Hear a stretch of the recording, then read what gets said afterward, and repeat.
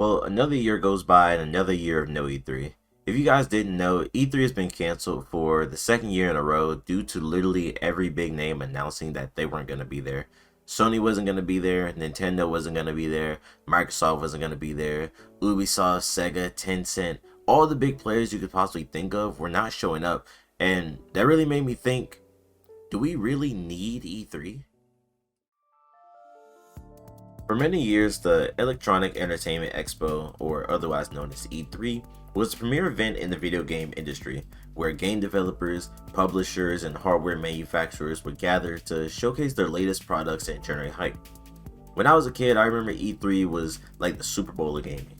It was the one event I wanted to go to one day and experience it for myself in person. Seeing the press conferences live, getting the chance to play games early, feeling the energy of the environment, it was something I imagine others wanted to be a part of. For a very long time, E3 was industry only. You either had to be a somebody or know a somebody to be able to attend. It wasn't until 2016 that E3 was open to the general public, but even then it was a separate side venue called E3 Live, which is supposed to give a small taste of the E3 experience. It wasn't until 2017 E3 allowed the general public to participate, but only 15,000 people would be able to obtain tickets. This led to over 68,000 people being in attendance for E3 2017, which also led to the venue being overcrowded with all these new visitors. This was a great time for people like me who may have always wanted to go to this event and see what it was like.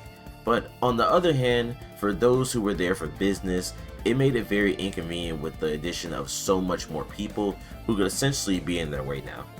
E3 was open to the public all the way until 2020, where it was canceled due to, the thing. Which really sucked because every major event worldwide was pretty much canceled. I'm talking PAX, Gamescom, E3, heavy hitting events were all just out of the picture for the year. But there was one thing that brought the entire community back together.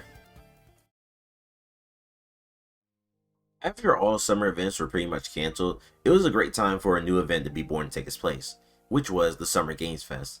Summer Games Fest was exactly what we needed in the absence of our other events. It's an event hosted by Jeff Keighley, which brings together the industry just like E3 did, with an update on titles we may have heard of, world premieres, and even playable demos all from the comfort of your home. Some of the companies were already pulling out of E3 in favor of doing their own stream events like Nintendo's Direct or Sony's State of Play.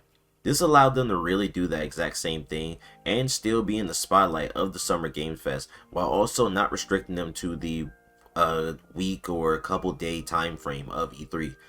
For gamers, it was great to be able to look in one place and be like, oh yeah, this showcase next? Bet, can't wait for it. Having the equivalence to a virtual E3 was really dope. I cannot downplay the playable demos part of all this. The main thing that made me want to go to E3 was being able to play a lot of these games there and trying them out firsthand. So when the Steam Game Fest come around and they had like 100 playable demos out for games for you to try, I was actually fucking shocked. I believe they gave you like a week of free access to all these games, which was pretty amazing. I made a video showcasing some of the games from 2020, which you can check out here. It wasn't just Steam who had playable demos either. Xbox came out with some demos as well. I cannot remember off the top of my head if Sony or Nintendo had their own demos that year, but for me, this event was a pretty big success and I enjoyed tuning into all the announcements. E3 came back in 2021 as an online event only, similar to the Summer Game Fest, and was canceled the next 2 years since none of the big industry leaders want to go to E3. So my question that I have is, do we need E3? The cost of participating in E3 has become prohibitively high for many companies.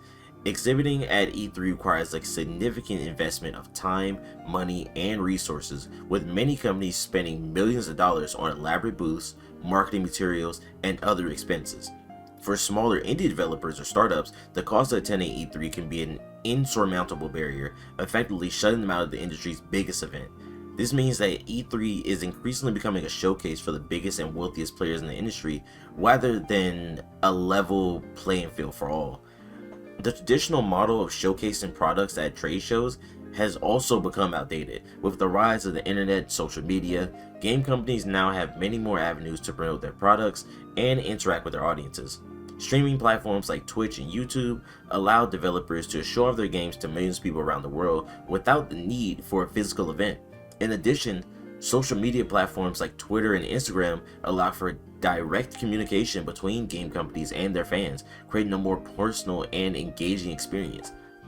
The pandemic has accelerated the shift away from physical events like E3, with the need for social distancing and the cancellation of in-person gatherings. Many game companies have had to pivot to virtual events and digital showcases. While this presented its own set of challenges, it also has highlighted the potential of digital events to reach a wider audience and create a more inclusive and accessible experience for all. If companies don't want to come to E3 because it's so expensive and this and that, we already have the Summer Games Fest. We're getting the demos for the games online. What do we need for E3 that the Summer Games Fest can't already accomplish? Like this year, Summer Games Fest was going to be 1 week prior to E3. What information or announcements that they would have for E3 that they wouldn't have for Summer Games Fest? This is a genuine question. I don't know what E3 needs to do to become a successful expo, once again, but it needs to be able to answer some of those questions.